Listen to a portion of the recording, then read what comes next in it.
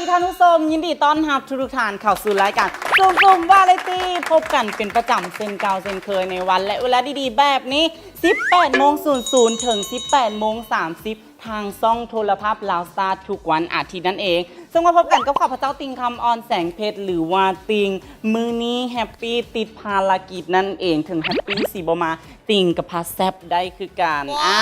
เนาะซึ่งว่ามื้อนี้แขกรับเชิญของติงสุดพิเศษกันเลยซึ่งว่าจะเป็นไผนั้นเอาเป็นว่าตอนนี้เข้าไปพบกับเพิ่นพร้อมๆกันเลยสบายดีโอ้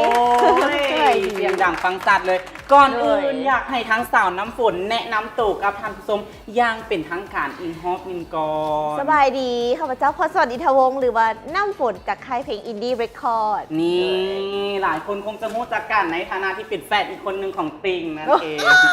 แฟนของติงนั่นเองแล้วเรามีหน้ามากคือกัดมาแล้วเนาะโบแมนเนาะท่านผู้ชมเนาะก่อนอื่นเลยอยากให้ทั้งสาวน้ำฝนเนาะเราถึงความเป็นไปเป็นมาก่อนที่จะได้มาห้องเพลงในรูปเงาเรื่องเป็นโซนนั่นเอง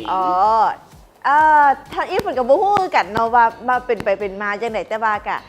ทางค่ายหนังทางไทยเนาะ GDH เพิ่นก็ได้ติดต่อทางค่ายเพลงมา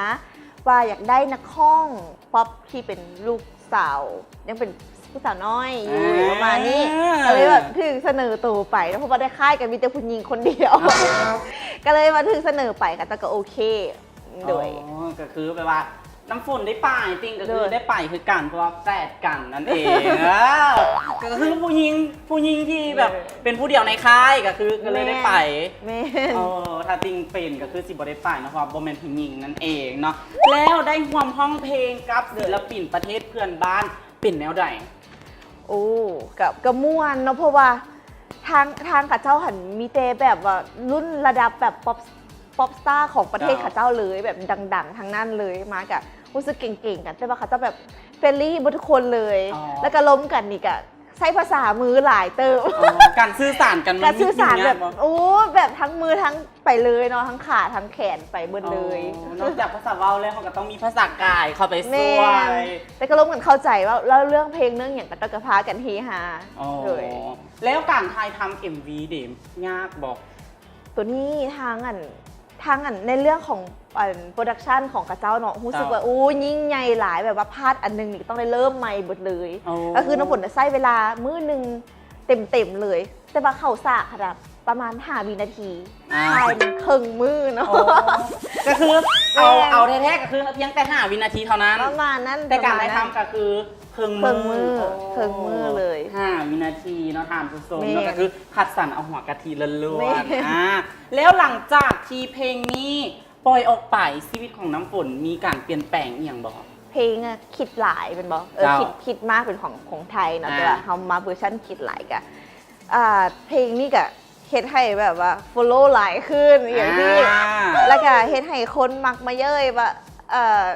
เป็นอย่างคือโบเขาจะถามเราเป็นอย่างคือโบเฮ็ดเป็น full version เป็นของเราเลยประมาณนี้ก็อยากเฮ็ดอยู่เนาะและคนเขาเจ้ากระสิติดปากในตัวภาษาลาวเพราะว่าคนไทยเขาจะก็ฟังได้เนาะคนลาวเขาจะก็ห้องได้อีกนะก็เป็นเพลงในมิติใหม่ของน้ำฝนเนี่ยที่ก็สิแปลกนิดนึงก็คือด้วยเรื่องของภาษาก็คือสามารถเข้าใจง่ายโดยแล้วที่หากก็ผ่านป่ายขึ้นคอนเสิร์ตยูทีนากาย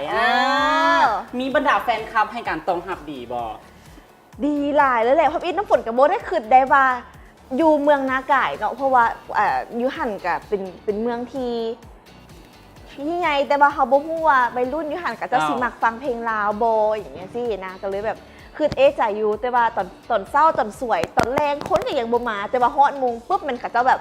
พากันย่างมาเป็นขบวนเลยได้ก็คือฮอดมงก็คือลังมาเลยฮอดมงมันมาฮอดมงมันมาเลยถ้าอีกกับบ่มีคนเลยทำอีกเข้าไปเขาแบบเฟลหน่อยนึงเฟลเลยคนคือบ่มาปัดนี้แต่ว่าผู้ดีเพลงเริ่มนี่ก็จะพากันโหมาแต่ปลาแต่ยังเขาจะกระพากันทักออกมาเลยออกมาหุ่มอยู่หน้าเลยเบิ้ลนึงเต็มเดินเลยมันแล้วรู้สึกจังไหนความรู้สึกเขาเมื่อไปเจอบรรดาแฟนคลับหลายแบบนั้นรู้สึกว่าดีใจเนาะที่ว่าเขาเจ้าอยู่ต่างแขวงแล้วเขาเจ้ายังฟังเพลงลาวแล้วก็ให้การตอบรับเป็นแบบดีหลายๆเลย แล้วเขาจะก็มาขอถ่ายรูปอย่างไรแบบมือนั้นบ่ได้นั่งเลย อ๋อ เบิดคืนนั้นแบบบ่ได้นั่งเลยแบบว่ายืนถ่ายรูปอย่างเดียว ทั้งถ่ายรูปทั้งขึ้นคอนเสิร์ตนะ แม่ พี่ คอนเสิร์ตเป็นห้อง1 ชั่วโมงเต็มๆหนอนแล้วก็ลงมาแบบถ่ายรูปกับแฟน เจ้า ๆกับน้องๆเบิดคืนเลยวันนั้น เจ้าแล้วก่อนที่ไปสาวน้ำฝนมีการคาดหวังอย่างบ่ว่าจิเจอแฟนคลับให้การตอบรับหลายขนาดนี้ ก็บ่ได้คาดหวังอย่างหลายเนาะก็อยากให้ตามเมืองเพิ่นมวนซื้อน้ำเฮาซื้อแต่กับบ่ฮู้ว่าคนสิหลายปานนี้แล้วปีใหม่ที่ผ่านมาวังกี้นี่เดสาวน้ำฝนได้รับงานอยู่ใส่บอ คือปีใหม่บางกี้นี่ก็เป็นแบบว่าทัวร์ทีแบบฮักโหมเลย คือน้ำฝนได้ไปเมื่อทับอีทเนาะมันไปปักเซแล้วเมื่อไปปักเซห้องเพลงแล้วปุ๊บเนาะวันที่ เจ้า 14 กลับมาห้องแล้วต้องได้กลับเลยแบบ กลั ว่า บเลย ขี่รถตู้นอนกลับมาเลย อ๋อ หรือเพราะว่าต้องได้มาขึ้นอยู่นครหลวงตอน เจ้า สวย ตอนสวยแล้วห้องแล้วปุ๊บอาจจะพักผ่อนได้แต่ว่าตอนค่ำตอนนั้นวันมื้อสุดท้ายต้องได้ขึ้นยนต์ไปหลวงพระบาทเพราะว่า3 มื้อต้องได้ทัวร์3 แขวงในภาย ก็ ใน3 คือ มื้ บ่มีเวลาอยู่งานเลย บ่ได้อยู่ อ๋อ โดย เนาะก็ยาพ่อกับแม่กันย้อนหลังเอาแมันบอ เดี๋ยวเอาล่วงหน้าก็ได้เนอะเดี๋ยวไปสมมาล่วงหน้าเลย ก็คือที่ผ่านมา3 มื้อก็คือหับงานมาติด3 มื้อเลย โดย แล้วสาวน้ำฝนมีการแบ่งเวลาแนวใดอยากรู้เคล็ดลับระหว่างแบบทั้งไปเฮ็ดเวียกแน่ทั้งแบบแบ่งเวลาให้ครอบครัวแน่แล้วก็แบ่งเวลาให้คุณหักแน่แบบนี้ โอ้ยมันก็ต้องแบบคนเฮาเรามี24 ชั่วโมง เจ้า คือนามันก็มีเวลาอยู่นอนน้อยก็ได้นอน4-5 ชั่วโมงก็ได้ อ๋อ แต่ว่ามันก็แบ่งให้เวียกน้ำแบ่งให้กันออกกำลังกายน้ำไปซ้อมเพลงนำแล้วก็เฮ็ดเวียกฟูลไทม์น เจ้า ำโดย นอนน้อยแต่ก็นอนอยู่ นอนอยู่ เป็นนอนห้องกันก็ได้ รักนอนเหรอมันบอ นอนเอา